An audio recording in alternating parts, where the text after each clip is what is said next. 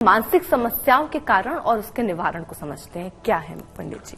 अर्पिता, शरीर की बीमारियों का निवारण फिर भी थोड़ा आसान होता है, क्योंकि शरीर को देख सकते हैं, समझ सकते हैं, जांच करा सकते हैं। मन का तो कोई डायग्नोसिस होता ही नहीं है, क्योंकि मन को आप लेबोरेटरी में टेस्ट कर नहीं सकते, मन की कोई जांच नहीं हो सकती। इसलिए जब मानसिक समस्याएं होती हैं तो उसको ज्योतिष ज्यादा गंभीर मानता है। अगर हम मानसिक समस्याओं के कारण को समझें तो मन से संबंध रखने वाला जो मुख्य ग्रह है वो ग्रह है चंद्रमा।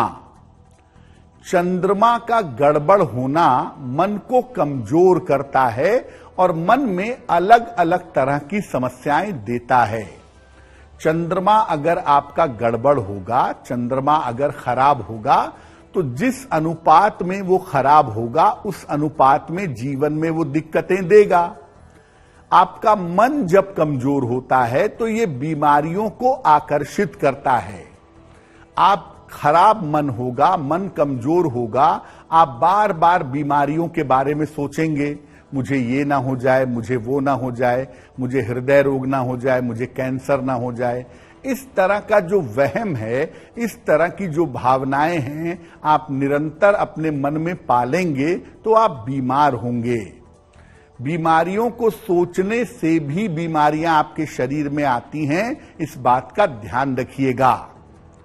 कुंडली के तत्व भी मन को कमजोर और मजबूत करते हैं। जैसे कुंडली में जो जल तत्व है, जो वाटर कंटेंट है, ये आपके इमोशन से, आपकी भावनाओं से संबंध रखता है। कुंडली में जब जल का इलाका कमजोर होता है, जल का तत्व कमजोर होता है, तो आदमी को इमोशनल प्रॉब्लम या भावनात्मक समस्याएं होने की संभावना ज्यादा हो जाती है।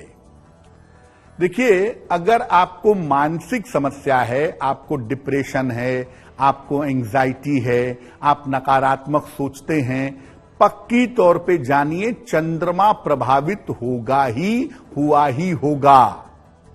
मानसिक समस्याओं की स्थिति में उपवास बहुत कारगर होता है। जो उपवास रखने को कहा गया है, ये उपवास आपके मन पर बड़ा गहरा असर डालता है।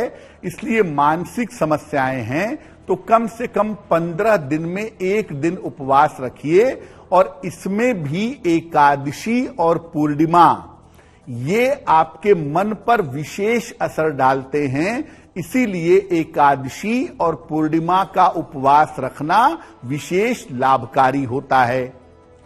अगर आपको मानसिक बीमारी है, मानसिक दिक्कत है, तो खान पान को सात्विक बनाइए। मांस मदिरा का प्रयोग करना पूरी तरह से बंद कर दीजिए।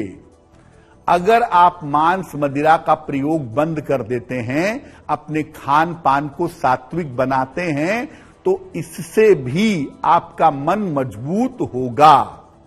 और नियमित रूप से मंत्र जप करें, भगवान का भजन कीर्तन करें।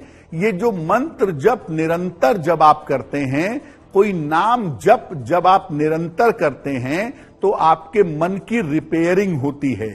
और जब आपके मन की रिपेयरिंग होती है तो मन आपका बेहतर होना शुरू हो जाता है।